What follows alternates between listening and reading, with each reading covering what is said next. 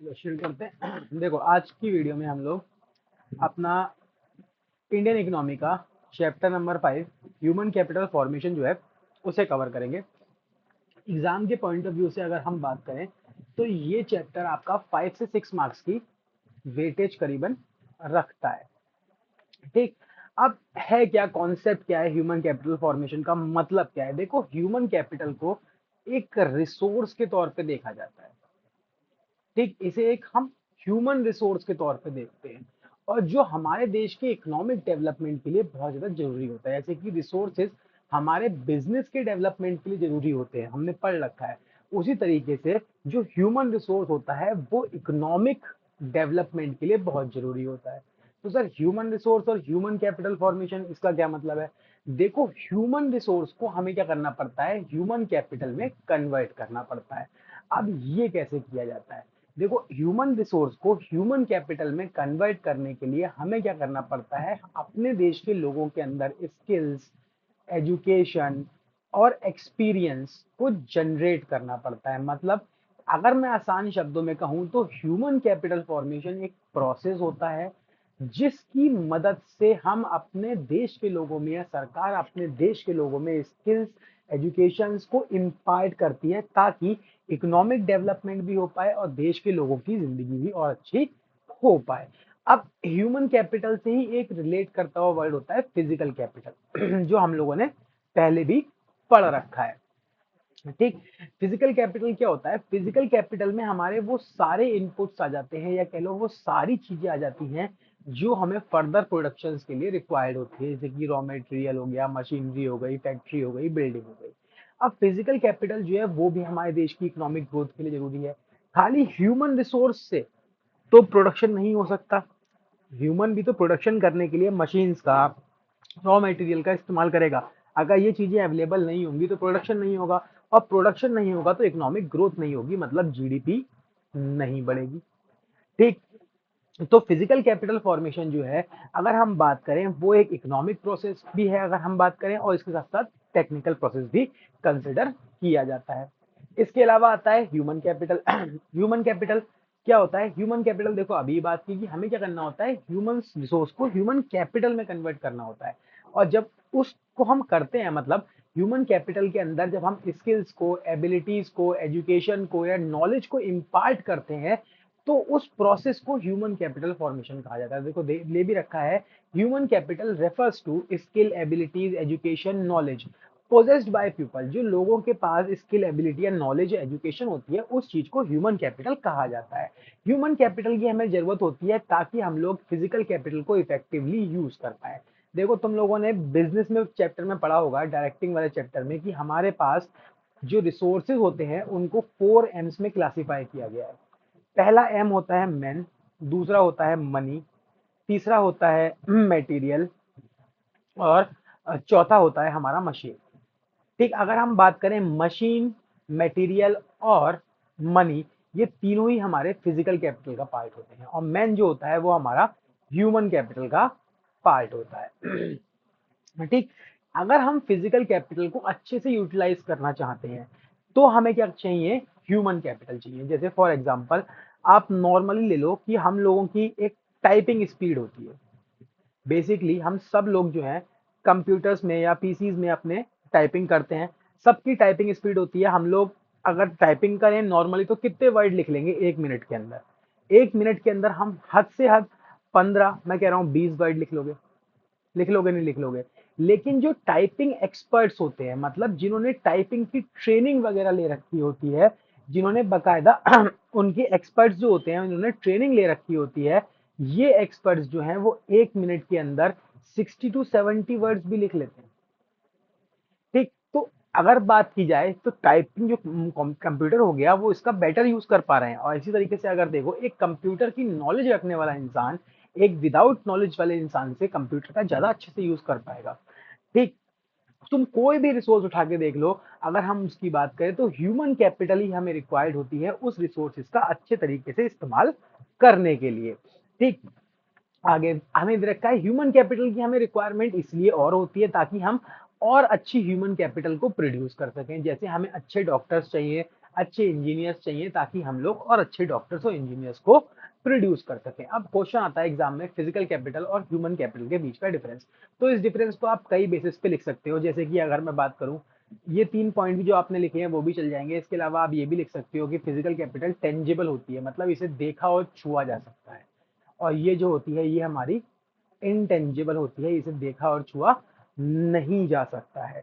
इसके अलावा अगर हम बात करें, जो फिजिकल कैपिटल होती है ये डेप्रीशिएट्स होती है, ठीक। ह्यूमन कैपिटल भी डेप्रीशिएट होती है, लेकिन इसके डेप्रीसिएशन को क्या स्लो डाउन किया जा सकता है, हल्का किया जा सकता है लगातार इसमें इन्वेस्टमेंट कर करके, ठीक। फिजिकल कैपिटल को आपसे सेपरेट किया जा सकता है, तुम्हारा मोबाइल फोन, तुम्हारी कार तुमसे छीनी जा सकती है, लेकिन तुम्हारी knowledge can not be separated, उसे आपसे सेपरेट नहीं किया जा सकता है, ठीक। इसके अलावा हम बात करें, फिजिकल कैपिटल को आप इंपोर्ट कर सकते हो और ह्यूमन कैपिटल को इंपोर्ट नहीं किया जा सकता है। इसके अलावा फिजिकल कैपिटल जो होती है, हम उसकी बात करें तो फिजिकल कैपिटल जो होता है एक क्वांटिटेटिव कॉन्सेप्ट भी माना जाता है और ये एक क्वालिटेटिव कॉन्सेप्ट भी माना जाता है, ठीक। और भी एक आध दो डिफरेंसेस हो सकते हैं, आप लिख सकते हो इसके अंदर, जैसे कि मोबिल, फिजिकल कैपिटल जो होती है वो मोबिल होती है, मोर मोबिल होती है, मतलब उसे एक जगह से दूसरी जगह ट्रांसफर किया जा सकता है, एक देश से दूसरे देश में भेजा जा सकता है। लेकिन ह्यूमन कैपिटल लेस मोबिल होती है, वो जल्दी आसानी से एक जगह से दूसरी जगह ट्रांसफर नहीं करी जा सकती है। तो ये डिफरेंसेस आप याद कर लेना, इन्हें आपको एग्जाम में लिखने को आ जाता है। तो अब मीनिंग आ गया, मीनिंग हम पहले बता चुका हूं तुम्हें, ह्यूमन कैपिटल फॉर्मेशन क्या होता है, तो वो यहाँ लिखा है, human capital formation refers to development of abilities skill among the population of a country. Human capital का मतलब हो गया कि हमें क्या करना है, एबिलिटीज और स्किल्स को डेवलप करना है, मतलब एजुकेशन हो गया, नॉलेज हो गई, ये सब चीजें, एक्सपीरियंस हो गया, ये सब हमें अपने देश के लोगों के अंदर प्रोवाइड करनी है।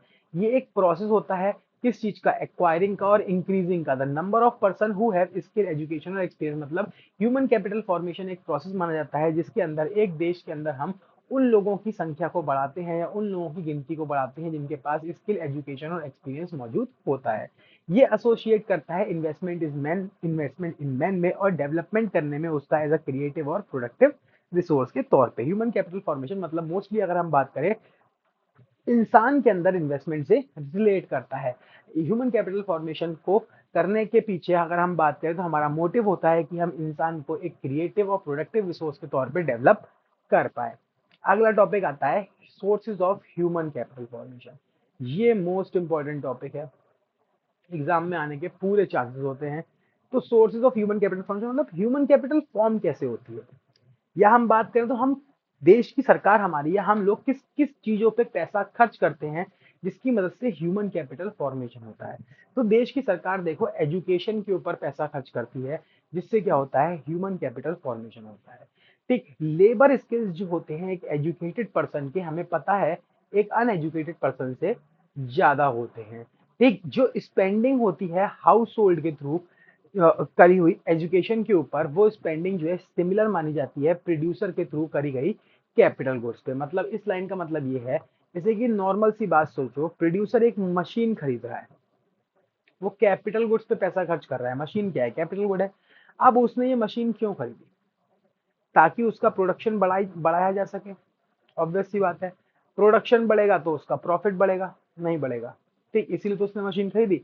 तो इसी तरीके से हाउस होल्ड भी जो होता है वो एजुकेशन के ऊपर पैसा खर्च करता है, ताकि वो अपनी भविष्य की फ्यूचर इनकम को और स्टैंडर्ड ऑफ लिविंग को क्या कर सके, बढ़ा सके। एजुकेशन से मिलने वाले जो बेनिफिट्स होते हैं वो उसकी कॉस्ट से कहीं ज्यादा होते हैं। ऐसे लगा लो, अपनी होल लाइफ में अपनी पढ़ाई पे आप कितना रुपया खर्च करोगे, ऑन एन एवरेज 50 लाख के आसपास, ठीक। और अगर पूरी जिंदगी जब काम करोगे तो काम करके कितने रुपए कमाओगे, तो 50 लाख से तो ज्यादा ही कमा लोगे, ऑब्वियस सी बात है। तो हम ये कह सकते हैं कि एजुकेशन के ऊपर जो पैसा खर्च किया जाता है उसका फायदा हमें उसके ऊपर जो कॉस्ट हमने खर्च करी होती है उससे ज्यादा मिलता है, ठीक। How education contribute to economic growth, ये एक क्वेश्चन आता है कि कैसे एजुकेशन जो है इकोनॉमिक ग्रोथ में कंट्रीब्यूशन देती है या फिर देश की तरक्की में मदद देती है। देखो भाई कैसे देगी, एजुकेशन से क्या होगा, अर्निंग कैपेसिटी बढ़ेगी लोगों की।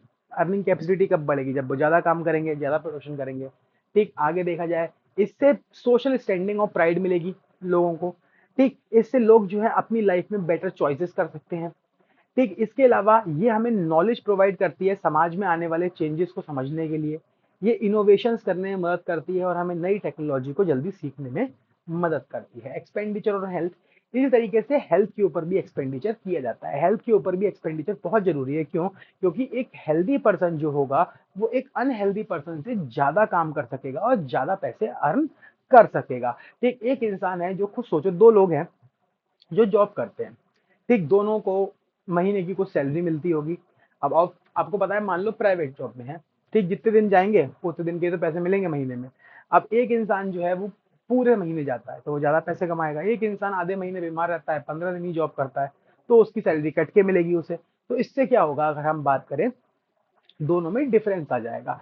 ठीक, तो अगर बात करें तो जो हेल्दी पर्सन होगा वो ज्यादा पैसे कमाएगा। तो इसलिए कहा जाता है कि हेल्प किया गया एक्सपेंडिचर जो हो गया वो भी एक सोर्स माना जाता है ह्यूमन कैपिटल फॉर्मेशन का।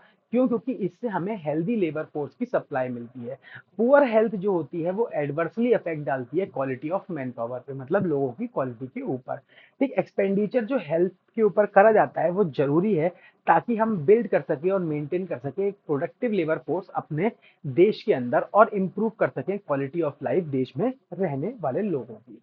अब हेल्थ के ऊपर जो खर्चा किया जाता है वो कई कई तरीके से किया जाता है। जैसे कि सबसे पहला होता है प्रिवेंटिव मेडिसिन। प्रिवेंटिव का मेडिसिन का मतलब होता है वैक्सीनेशन, जो बीमारी को होने ना देने के लिए किया जाता है बचपन में जो लगता है। अब अगर बीमार हम हो जाते हैं तो क्यूरेटिव मेडिसिन हमें दी जाती हैं। सोशल मेडिसिन जैसे कि स्प्रेडिंग हेल्थ अवेयरनेस वगैरह हो गया, हेल्थ लिटरेसी हो गया, सोशल अवेयरनेस प्रोग्राम जो चलाए जाते हैं वो गवर्नमेंट चलाती है, वो इसके अंदर आता है। इसके अलावा provision for clean drinking water, good sanitation facility, ये भी हमारा इसमें आ जाता है। अब ट्रेनिंग अगला आता है, ऑन द जॉब ट्रेनिंग कह लो या ट्रेनिंग कह लो, ट्रेनिंग ज्यादा बेटर रहेगा एग्जाम में हेडिंग लिखना। ठीक, ट्रेनिंग का मतलब क्या है?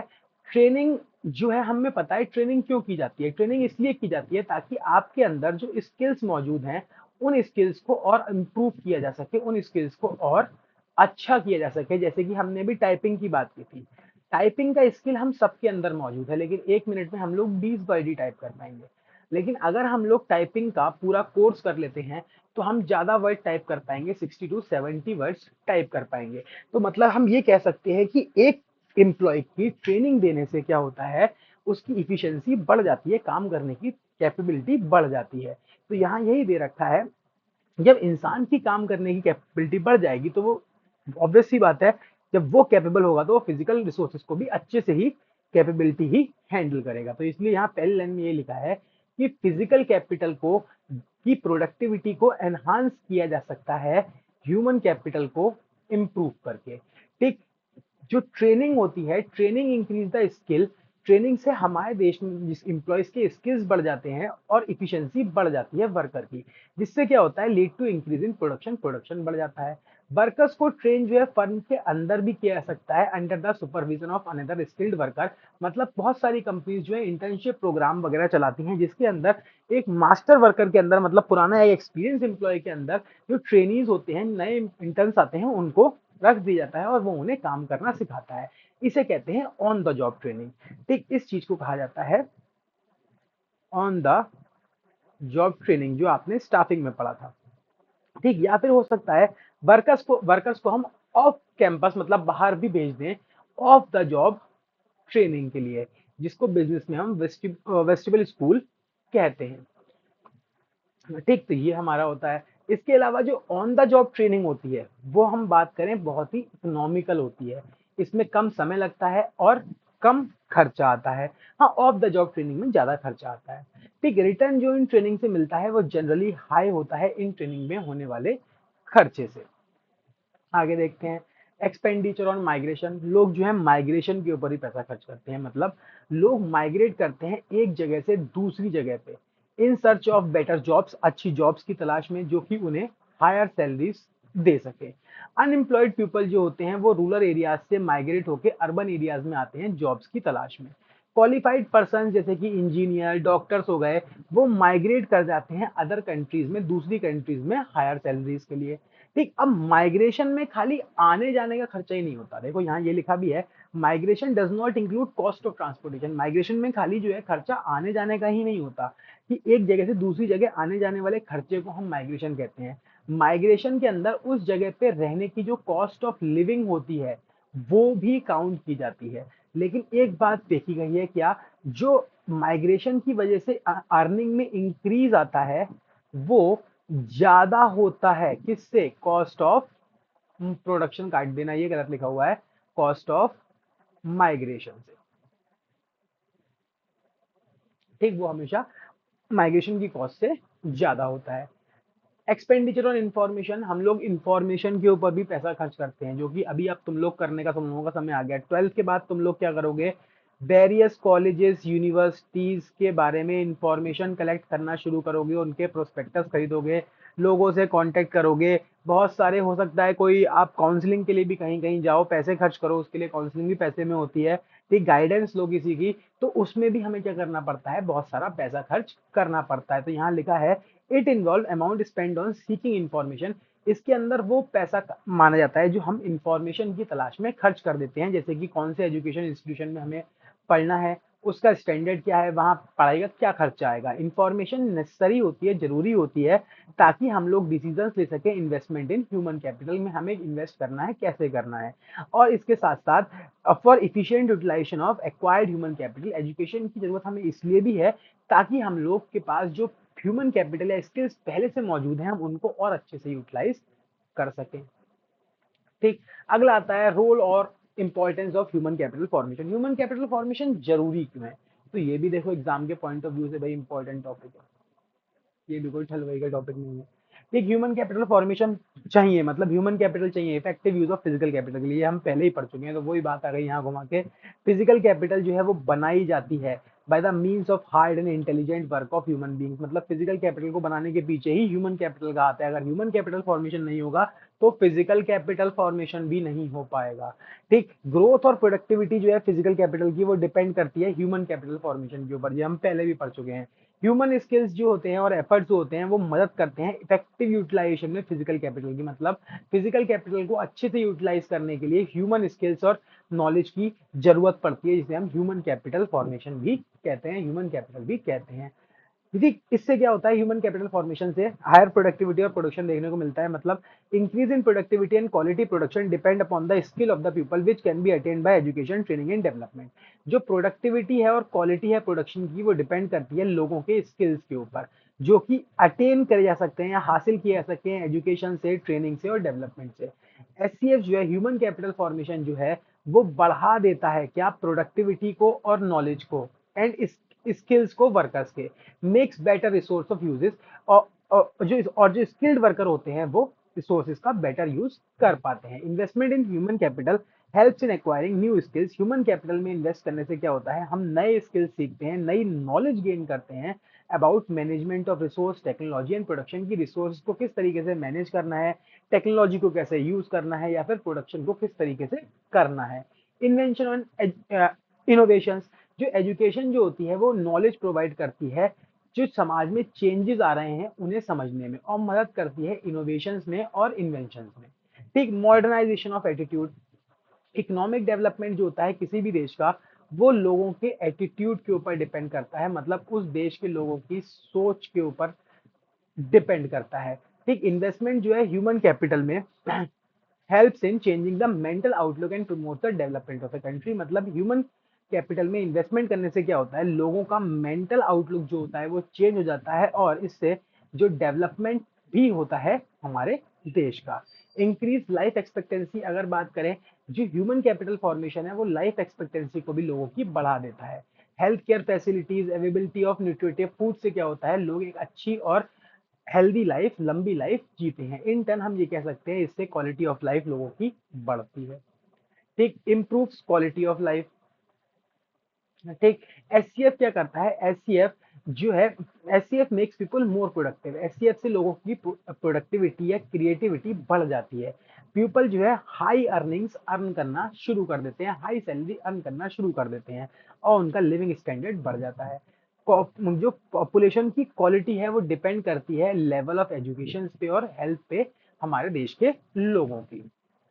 ठीक, control of population growth, it has been observe, जो ऑब्जर्व किया गया है कि एजुकेटेड पर्सन की ज्यादातर छोटी फैमिलियां होती हैं as compare to illiterate families के मुकाबले। इसलिए एजुकेशन जो है नेसेसरी है ताकि पॉपुलेशन ग्रोथ को भी कंट्रोल किया जा सके।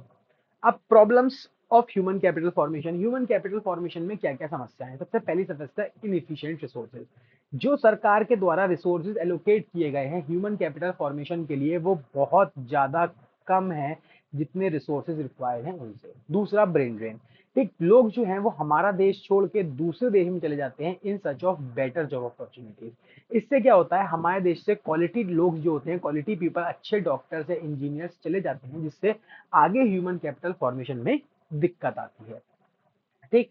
और ह्यूमन कैपिटल अच्छी प्रोड्यूस नहीं हो पाती है, जो हमने शुरुआत में पढ़ा था कि अच्छी ह्यूमन कैपिटल को प्रोड्यूस करने के लिए भी हमें अच्छी ह्यूमन कैपिटल चाहिए होती है, ठीक। हाई पॉपुलेशन ग्रोथ रेट, अगर पॉपुलेशन की रफ्तार जो है गिनती लगातार बढ़ती चली जाती है, ग्रोथ बढ़ती चली जाती है, तो इससे जो है क्वालिटी ऑफ ह्यूमन कैपिटल के ऊपर भी असर पड़ता है। क्यों? क्योंकि जितनी ज्यादा पॉपुलेशन होगी उस ज्यादा पॉपुलेशन की वजह से पर पर्सन अवेलेबिलिटी जो रिसोर्सेज की है वो कम हो जाएगी। मतलब सारे रिसोर्सेज, हमें पता है, हम माइक्रो इकोनॉमिक्स में भी पढ़ के आए हैं कि resources are limited, resources limited होते हैं, ठीक। लेकिन अगर पॉपुलेशन बढ़ती चली जाएगी तो ऑब्वियस सी बात है उनकी कमी होती चली जाएगी, ठीक। अगला सेवरल इम्बैलेंसेस, ठीक। अगर हम देखें इम्बैलेंसेस भी हैं क्या, एक ग्रेटर प्रोपोर्शन जो रिसोर्सेज का है वो डाइवर्ट कर देती है हमारी सरकार हायर एजुकेशन की तरफ, जो कि ज्यादातर अमीर लोग ही हासिल करते हैं कंपेयर टू प्राइमरी और सेकेंडरी एजुकेशन। मतलब सरकार को प्राइमरी और सेकेंडरी एजुकेशन पे ज्यादा पैसा खर्च करना चाहिए, उसकी जगह वो हायर एजुकेशन पे ज्यादा पैसा खर्च करते हैं। तुमने सुना होगा सरकार इंजीनियरिंग कॉलेज खोल रही है, मेडिकल कॉलेज खोल रही है, मैनेजमेंट कॉलेज खोल रही है, लेकिन प्राइमरी सेकेंडरी एजुकेशन के ऊपर इतना ध्यान नहीं दिया जाता है। और अगर नॉर्मली देखा जाए तो हायर एजुकेशन में, इंजीनियरिंग, डॉक्टरी में कितने लोग एडमिशन ले रहे हैं, कितने लोगों के पास इतना पैसा है कि 1 करोड़ रुपए डॉक्टरी में खर्च कर पाए, ठीक। तो इसलिए प्राइमरी और सेकेंडरी लेवल पे एजुकेशन में ज्यादा खर्च करने की सरकार को जरूरत है। दूसरा measurement problem, physical capital formation को देखो मीजर कर सकते हैं, ये एक क्वांटिटेटिव कॉन्सेप्ट है जो हमने बात की थी।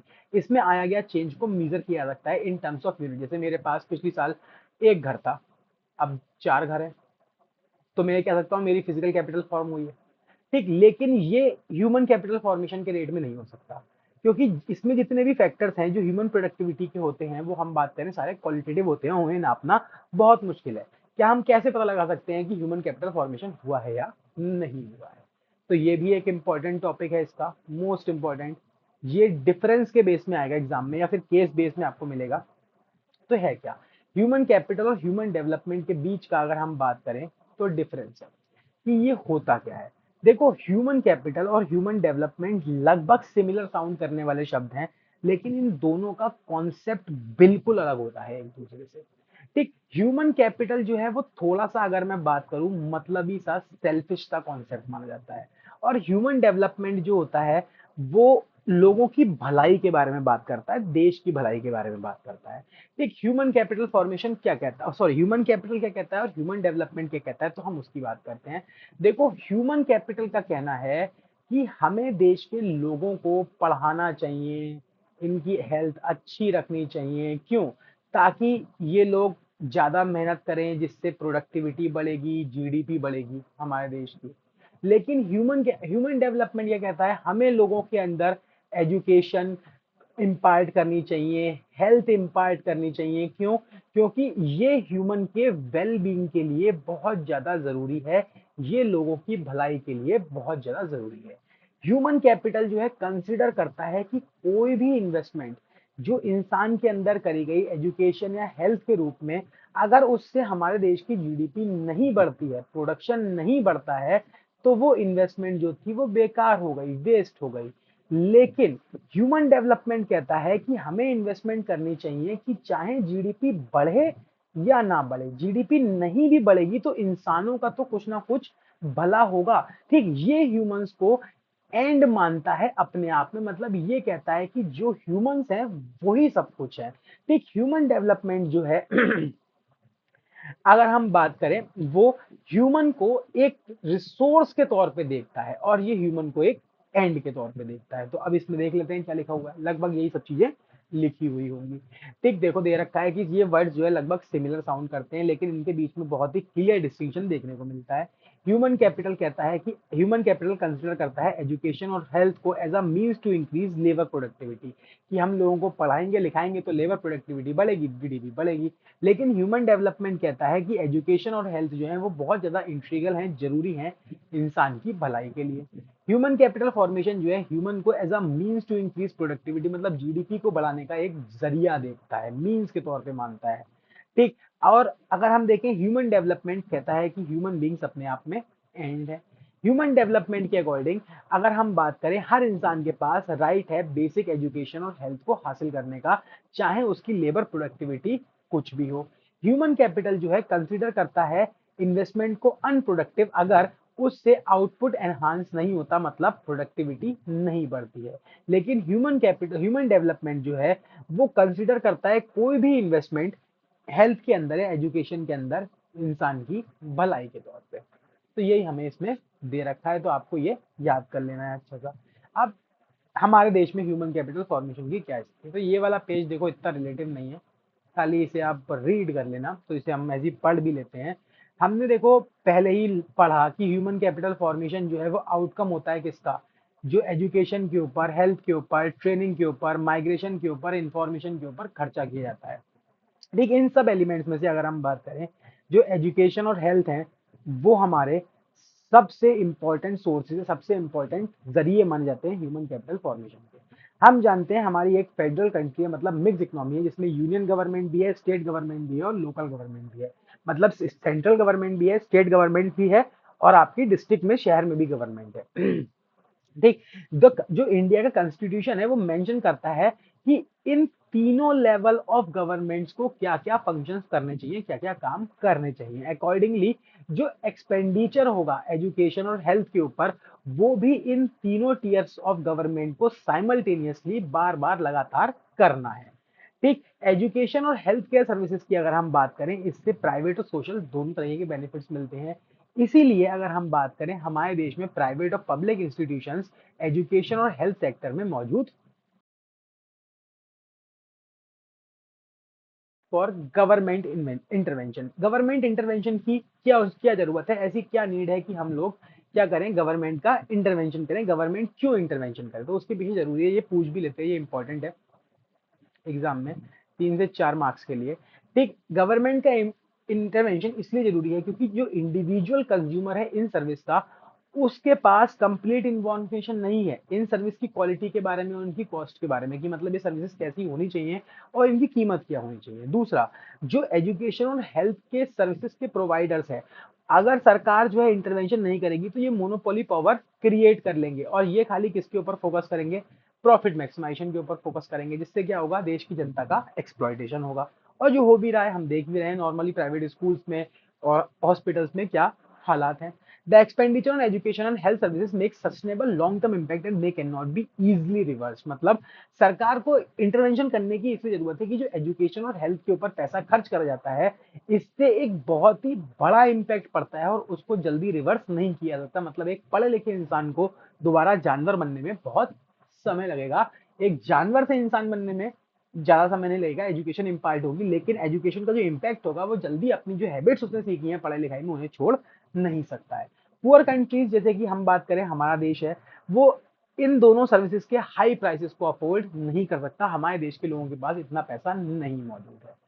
अब रेगुलेटरी अथॉरिटीज, देश में कौन कौन सी सरकार ने अथॉरिटीज दे रखी हैं जिनके जिनके ऊपर इन दोनों सेक्टर्स की जिम्मेदारी है। तो एजुकेशन की बात करें, एजुकेशन के लिए सरकार ने पर्टिकुलर तौर पे मिनिस्ट्री ऑफ एजुकेशन को रिस्पॉन्सिबिलिटी प्रोवाइड करी है, किस चीज की, यूनियन और स्टेट लेवल पे करी गई है। Department of education and various organisations like national council of education research and training NCERT, university grants commission, all India council of technical education, ये लोग जो है, अगर हम बात करें हमारे हमारे देश के एजुकेशन सेक्टर को एक तरीके से रेगुलेट करने का काम करते हैं। सबसे ऊपर मिनिस्ट्री ऑफ एजुकेशन आता है, उसके नीचे कुछ डिपार्टमेंट्स आते हैं एजुकेशन के और छोटे मोटे, फिर उसके बाद एनसीईआरटी आता है जो कि पूरा करिकुलम डिसाइड करता है फर्स्ट क्लास से लेके 12th क्लास तक का। उसके बाद यूनिवर्सिटी ग्रांट कमीशन, ये यूनिवर्सिटीज को एफिलिएशन प्रोवाइड करता है, और ये भी एक तरीके से all India council of technical education, ये भी एक तरीके से एजुकेशन ही इम्पार्ट करते हैं, टेक्निकल एजुकेशन इम्पार्ट करते हैं। हेल्थ सेक्टर के बारे में अगर हम बात करें तो मिनिस्ट्री ऑफ हेल्थ जो है वो सबसे ऊपर आता है। इसके एट द यूनियन और state level department of health and various organisations और आते हैं इसके नीचे, जैसे कि Indian council of medical research आते हैं, आईसीएमआर, इसके अलावा पीजीआई बहुत हैं, एम्स वगैरह हो गए आपके, वो सब हमारे इसके अंदर इंक्लूड किए जाते हैं।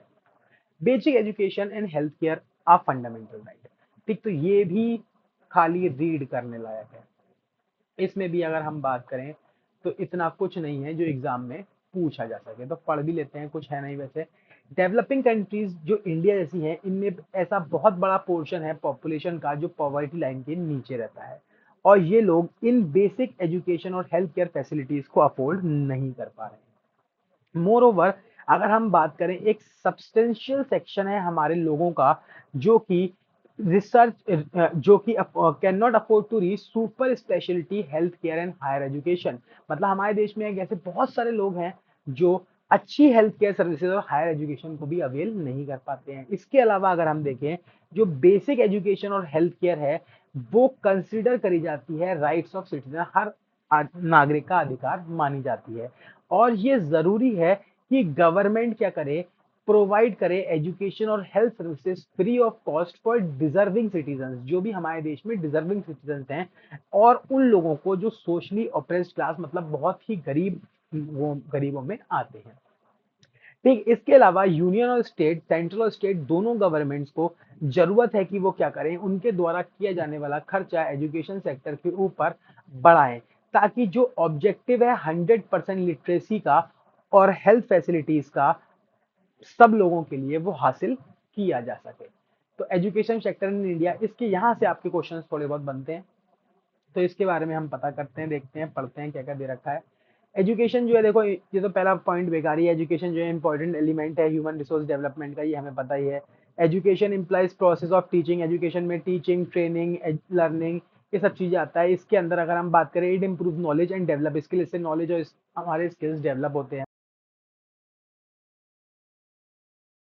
सेटिस्फैक्ट्री, इंडिया की अगर हम बात करें, इंडिया के अंदर जो स्प्रेड है किसका, एजुकेशन का, वो सेटिस्फैक्ट्री नहीं है। लिटरेसी रेट जो है हमारी कंट्री का अभी भी बहुत कम है।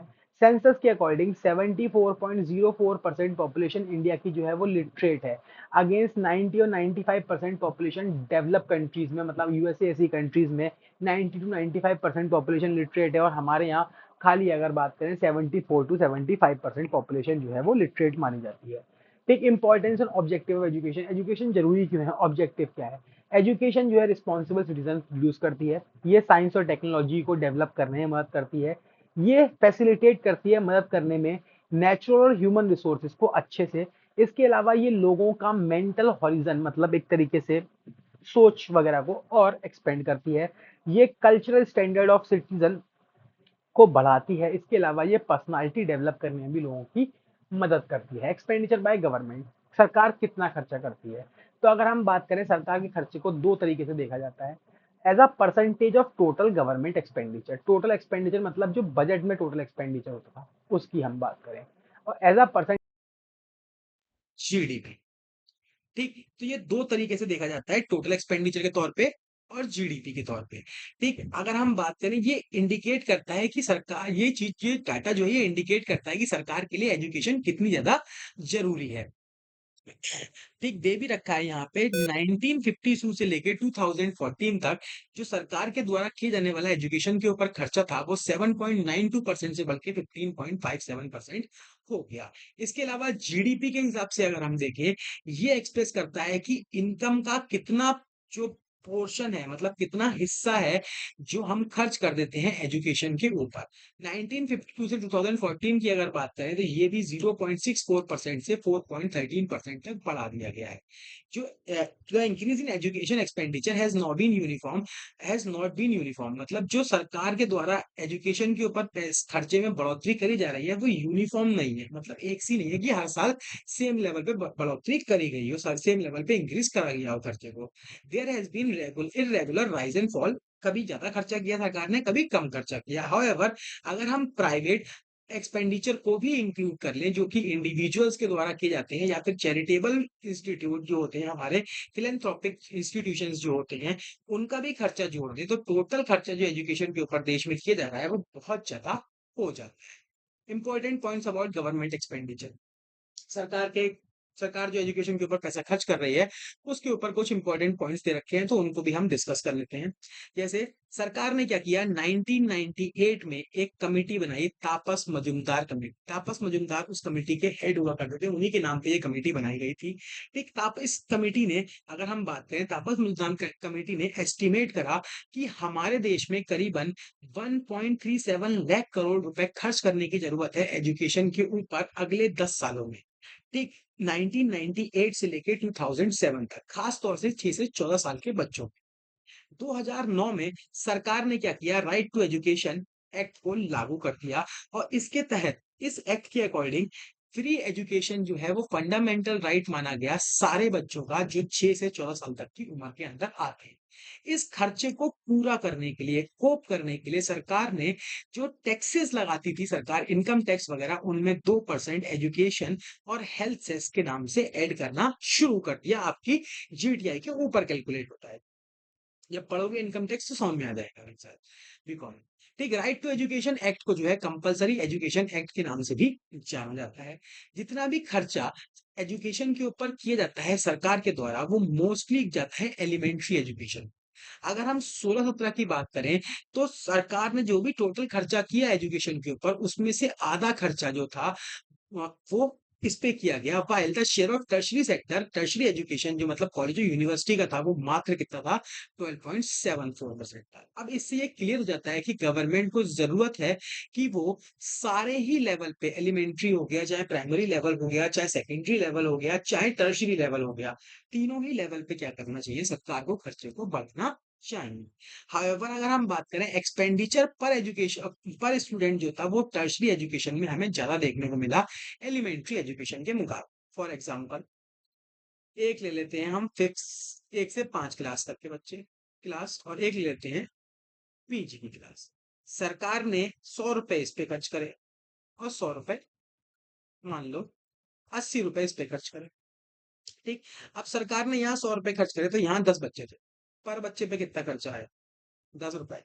यहाँ पे मात्र कितने बच्चे थे, 4 ही बच्चे थे, तो एक बच्चे पे कितना खर्चा आया, 20 रुपए। तो वही बात लिखी है, जो टर्शरी एजुकेशन में खर्चा किया गया एक बच्चे के ऊपर, वो ज्यादा था एलिमेंट्री एजुकेशन के मुकाबले। आगे दे रखा है, there are great variation in education opportunities and expenditure on education across the state. मतलब वेरिएशंस देखने को मिलते हैं एजुकेशन अपॉर्चुनिटीज के बीच में भी, और एजुकेशन पे किए जाने खर्चे, एजुकेशन पे किए जाने वाले खर्चे के बीच में भी, जो स्टेट्स करती हैं। 2015 में अगर हम बात करें, हिमाचल प्रदेश ने सबसे ज्यादा एक्सपेंडिचर किया था, 34,651 रुपए पर कैपिटल। मतलब एक बच्चे के ऊपर हरियाणा की गवर्नमेंट ने इतना रुपया खर्च किया था। जबकि बिहार में सबसे कम खर्च किया गया था, 4,088 रुपीज एक बच्चे के ऊपर। Education finance, who spend how much, कितना पैसा कौन खर्च करता है। ठीक, स्पेंडिंग ऑफ स्टेट गवर्नमेंट की जो स्पेंडिंग होती है, वो 10 से 30% होती है उसके अपने एनुअल बजट। स्टेट गवर्नमेंट की हम बात करें, state government budget amount to 74% of the total education budget of India. जो स्टेट गवर्नमेंट का बजट होता है, वो एजुकेशन के बजट का 74% होता है। मतलब अगर सेंट्रल गवर्नमेंट एजुकेशन पे 100 रुपए खर्च कर रही है, तो उसमें से 74 रुपीज, मतलब उसका 74%, 74 रुपीज हो गया, वो तो पूरी स्टेट का खर्चा है। और उस 74 में भी 10 से 30%, मैं 30% लूंगा, 74 का भी 70 मान लेता हूं, तो 21 रुपए में सरकार क्या कर रही है, स्टेट गवर्नमेंट खर्च कर रही है। सेंट्रल गवर्नमेंट की बात करें, सरकार जो है 45,000 करोड़ रुपए हर साल खर्च करती है, जो कि उसके एनुअल बजट का 30 करोड़ रुपए है। अगर हम बात करें टोटल खर्चा स्टेट गवर्नमेंट और सेंट्रल गवर्नमेंट के द्वारा जो किया जाता है, वो हमारा कितना हो जाता है, 100% के आसपास पहुंच जाता है। ठीक, 100% के आसपास पहुंच जाता है। आगे देखते हैं, इसके अलावा पेरेंट्स भी कैसा खर्च करते हैं, 4 से 5%, प्राइवेट ट्रस्ट भी करता है, एंडोमेंट्स भी करता है, तो ये एग्जाम में इतना पूछा नहीं जाता है। इन एडिकेट एक्सपेंडिचर ऑन एजुकेशन, ये पूछ लेता है। हाँ, ठीक, जो एक्सपेंडिचर हो रहा है एजुकेशन के ऊपर सरकार के थ्रू वो बहुत ही कम as compare to the desired level of education, मतलब जितना करना चाहिए उससे। ठीक, जो कि वेरियस कमीशंस ने रिकमेंड भी कर रखा है। 50 साल पहले की अगर हम बात करें, सरकार ने एक एजुकेशन कमीशन बनाया था 1964-1966 के आसपास जो चला। इसने रिकमेंड किया था, मतलब इसने बताया था कि हमें अपने देश की जीडीपी का 6% जो है खर्च करना चाहिए, लेकिन करंट एक्सपेंडिचर कितना है, 4% है। तो ऊपर वाले पॉइंट को यहाँ पे दूसरे में एक्सप्लेन कर दिया गया है। अब यहाँ से अगर मैं बात करूँ तो यहाँ से बेटा डाटाबेस क्वेश्चन लगता है। हमें डाटा पढ़ना होगा, मतलब ये टेबल्स पढ़नी होंगी और इन टेबल्स के अकॉर्डिंग जो है हमें आंसर्स लिखने होते हैं। बहुत ही इजी होता है, इसमें कुछ नहीं करना होता, ये और ज्यादा आसान होता है। तो पढ़ लेते हैं। Education achievement of India, India में कौन कौन से एजुकेशन अचीवमेंट हुए, तो इसे दो पार्ट में पढ़ाया जाएगा, एक्सटेंशन ऑफ जनरल एजुकेशन और दूसरा हमें पढ़ाया जाएगा एजुकेशन अटेनमेंट। तो अगर हम बात करें तो देखेंगे 1950-51 में प्राइमरी और मिडिल स्कूल देश में कितने हुआ करते थे, 2.3 लाख। अब 12 लाख है, तो करीबन 6 गुना की ग्रोथ देखने को मिली। सेकेंडरी और सीनियर सेकेंडरी स्कूल 7,500 थे, अब 2.5 लाख है, अच्छी खासी ग्रोथ देखने को मिल रही है। ऐसी कॉलेजेस की अगर हम बात करें 578 हुआ करते थे, अब इतने हैं। यूनिवर्सिटीज की बात करें 27 हुआ करती थी, 79 है। अब इनमें पढ़ने वाले बच्चों की अगर हम बात करें तो प्राइमरी और मिडिल स्कूल में पहले 19 लाख बच्चे पढ़ा करते थे, अब 17 करोड़ पढ़ रहे हैं। ठीक, अगर हम बात करें हायर सेकेंडरी स्कूल में पहले 15 लाख थे, अब 3 करोड़ के आसपास हैं। और हायर एजुकेशन में पहले 3.5 लाख हुआ करते थे, अब 350 लाख के आसपास बच्चे पढ़ रहे हैं। ठीक, अब देखो वही इसको आपको यहाँ एक्सप्लेन कर देना, जैसे मैंने तुम्हें बताया, ये टेबल जो है शो करती है कि हमने कितनी प्रोग्रेस करी है एजुकेशन की फील्ड। यहाँ दे भी रखा है ड्यूरिंग द प्लान्स, अगर हम बात करें जो एजुकेशन इंस्टीट्यूट्स हैं जो एलिमेंट्री एजुकेशन प्रोवाइड कर रहे हैं वो 5 गुना के आसपास बढ़ गए हैं, और उसमें पढ़ने वाले बच्चों की संख्या 10 गुना बढ़ गई है। 1951 में अगर हम बात करें, हार्डली 18.33% पॉपुलेशन की जो थी वो हमारी लिटरेट हुआ करती थी, बट 2011 में वो पॉपुलेशन यहाँ पहुंच गई है। तो ये पॉइंट आप गायब भी कर सकते हो, इसकी कोई दिक्कत नहीं है। जो मैंने बताया ऊपर आप वो भी लिखोगे तो आप पूरे नंबर मिलेंगे। ठीक, आगे देखते हैं education attainment in India. Attainment की क्या स्थिति है, adult literacy rate. Adult literacy rate का मतलब होता है कि कितने परसेंट एडल्ट जो 15 साल से ऊपर के हैं वो हमारे देश के अंदर एजुकेटेड हैं। तो मेल्स की अगर बात करें हम, देखो 1990 और 2017 कंपेयर करो, ऐसी वहां पे कोई भी 2 साल हो सकते हैं, आप उनको कंपेयर करिए ना इसी मेथड। जैसे कि अगर हम बात करें 1990 में 61% मेल्स जो थे वो पढ़े लिखे होते थे, अब 82% है। फीमेल्स 37.9 थी, अब 66% है। अगर हम प्राइमरी कंप्लीशन रेट की बात करें, प्राइमरी कंप्लीशन रेट मतलब परसेंटेज ऑफ पीपल जिन्होंने प्राइमरी एजुकेशन कंप्लीट कर रखी है, तो मेल 78 थे 1990 में, 2017-18 में 98 थे। फीमेल 61 थी, यहाँ 96 है, तो फीमेल्स यहाँ पे आगे निकल गई मेल से। यूथ लिटरेसी रेट मतलब 15 से 24 साल के बीच के नौजवान में कितने ऐसे हैं जो पढ़े लिखे हैं। ठीक, तो मेल 76 थे, अब 93 है। फीमेल्स 54 थी, अब करीबन 90 है। तो यहाँ पे इन्हीं चीज को मेंशन किया गया है। पहले देखो डेफिनेशन लिखी होगी, it refers to the ratio of literate population to total adult population. Adult literacy rate का मतलब होता है रेशियो हमारी टोटल लिटरेट पॉपुलेशन का, लिटरेट एडल्ट पॉपुलेशन का ऑन टोटल एडल्ट पॉपुलेशन। अगर हम मेल्स की बात करें, देखो 61 थी 1990 में और बढ़ के इतनी हो गई। फीमेल्स के बारे में इतनी थी 1990 में, जो बढ़ के 2017-18 में इतनी हो गई। प्राइमरी कंप्लीशन रेट, इसका मतलब हो गया कि परसेंटेज ऑफ स्टूडेंट जिन्होंने कंप्लीट कर लिया प्राइमरी स्कूल का लास्ट क्लास मतलब 5th क्लास, तो इसे 78 से 93 हो गई मेल्स में, और फीमेल्स में 61 से 96 हो गई। यूथ लिटरेसी रेट मतलब इसके अंदर वो परसेंटेज आ जाएगी लोगों की जो 15 से 24 साल की बीच की उम्र के होते हैं, जो विद अंडरस्टैंडिंग मतलब समझ के लिख और पढ़ सकते, a simple statement in their everyday life, मतलब एक सिंपल सेंटेंस को लिख और पढ़ सकते हैं अपने जीवन में। 15 से 24 साल के ऐसे लोग वो यूथ लिटरेसी रेट में आते हैं। ठीक, तो अगर आप ऐसा कर सकते हैं तो आप भी इसके अंदर काउंट करे जा सकते हैं।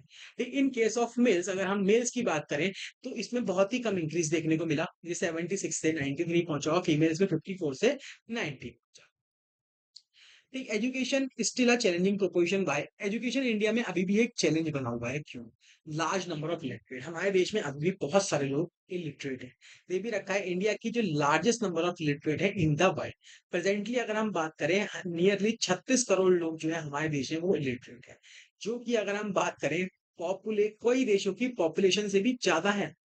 ठीक, इन एडुकेट वोकेलाइजेशन मतलब एजुकेशन जो है अगर हम बात करें वो हमारे देश में खाली डिग्री ओरिएंटेड, ठीक, throwing millions of educated youth down to the corridors of employment exchanges, जिसकी मदद से क्या हो रहा है, एजुकेशन तो लोग ले ले रहे हैं लेकिन नौकरियां नहीं मिल रही हैं। 2011 के सर्वे के अकॉर्डिंग सोने एक सर्वे किया जिससे पता लगा जो अनएम्प्लॉयमेंट का रेट है ग्रेजुएट यूथ में, मतलब जो ग्रेजुएशन करे हुए लोग हैं रूरल एरियाज में वो 19% है और अर्बन एरिया में वो 16% है।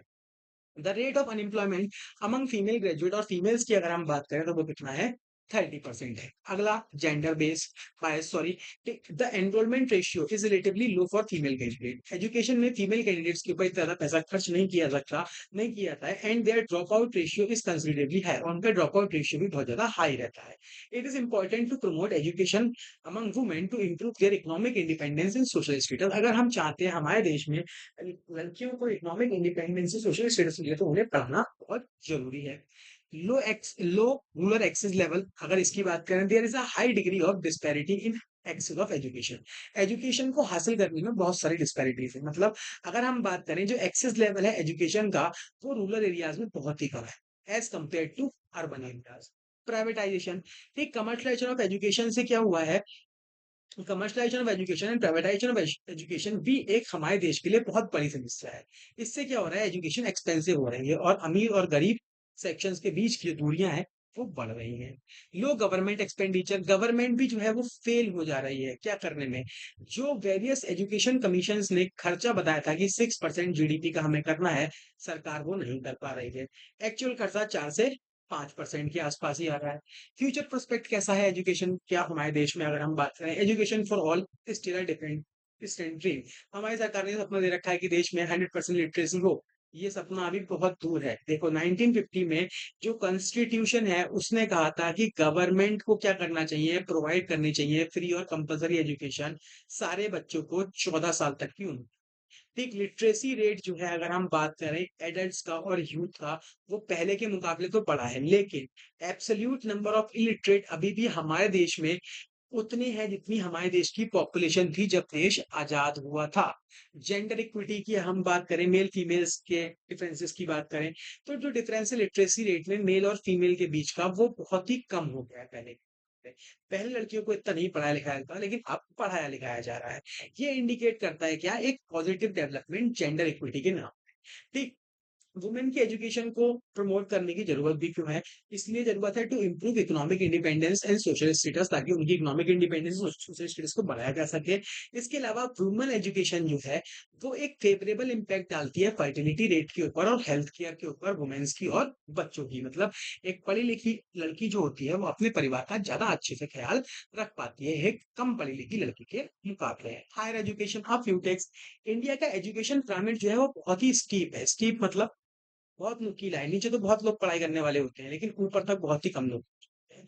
जो क्या बताता है, शो करता है कि बहुत ही कम लोग होते हैं जो हायर लेवल ऑफ एजुकेशन लेते हैं। एनएसएस डाटा के अकॉर्डिंग 2012 में जो अनएम्प्लॉयड लोग थे यूथ मेल्स में जो ग्रेजुएशन करे हुए थे रूरल एरियाज में वो कितने थे, 19% थे। यार ये हमने पहले भी पढ़ा था। ठीक, एंड अर्बन एम्प्लॉयमेंट रेट जो था वो कितना था, 16% था। मोस्ट अफेक्टेड वन जो है सबसे ज्यादा अफेक्ट किसके ऊपर पड़ रहा है, फीमेल ग्रेजुएट के ऊपर पड़ रहा है जो करीबन 30% है।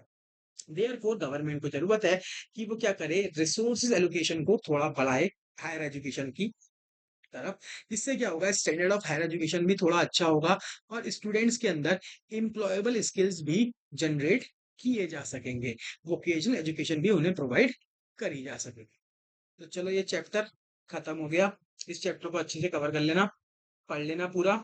अब बाकी वीडियोस आगे डाल देंगे जो बचे चैप्टर उनकी भी।